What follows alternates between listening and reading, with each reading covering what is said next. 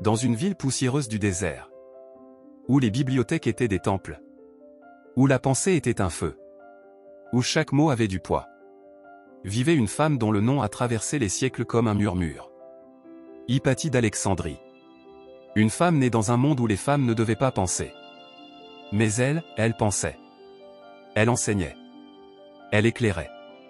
Et c'est cette lumière qui a fini par déranger. Il y a plus de 1600 ans, Alexandrie était le centre du monde intellectuel.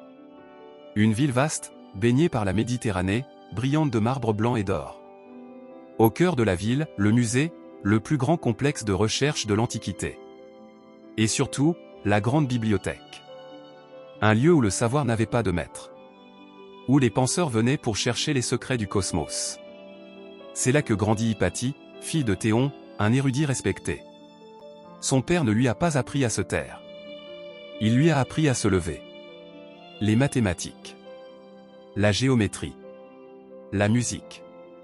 La philosophie. L'astronomie. Elle ne lisait pas les livres. Elle les comprenait. Adulte, Hypatie devient professeure. Elle marche dans les rues d'Alexandrie vêtue d'un manteau simple, un rouleau sous le bras.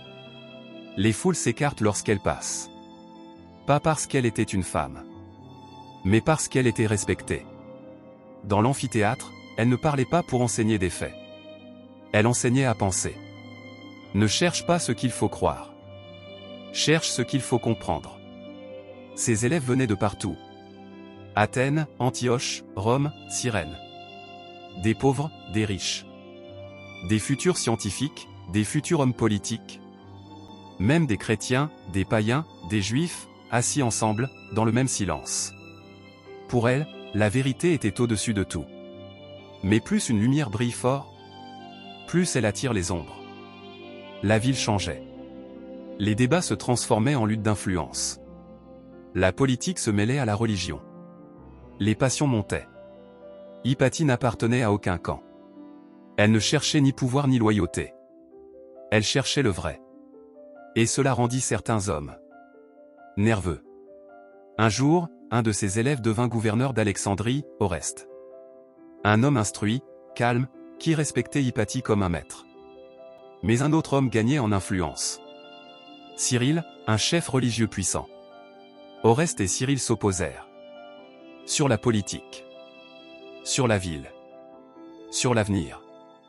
Et dans ce conflit, Hypatie apparaissait comme un symbole du savoir libre. Un symbole trop fort. Trop influe. Certains dirent. Si elle parle, le peuple écoute. Si elle conseille, les décisions changent. Son esprit dérange. Là, le destin se mit en marche. Un matin. Alexandrie était silencieuse. Anormalement silencieuse. Hypatie monte dans son char pour rejoindre le musée. Le soleil n'a pas encore réchauffé les pierres. Elle ne sait pas. Personne ne sait.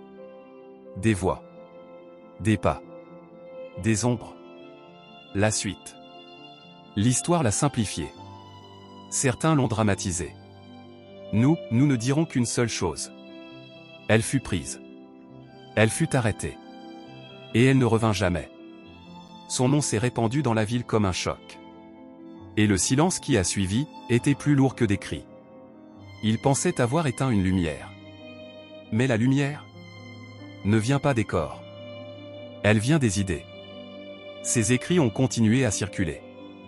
Ses élèves ont enseigné à d'autres. Son nom est devenu symbole. Son destin, un avertissement. Quand la connaissance se tait, l'ombre gagne. Mais quand une idée est née, elle ne meurt jamais. Aujourd'hui, Hypatie est considérée comme la première philosophe des sciences.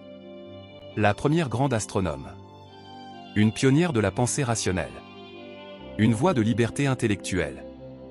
Elle n'a pas seulement enseigné. Elle a montré comment penser. Et si tu m'écoutes encore, c'est que sa lumière t'a touché. Alors je te pose une question.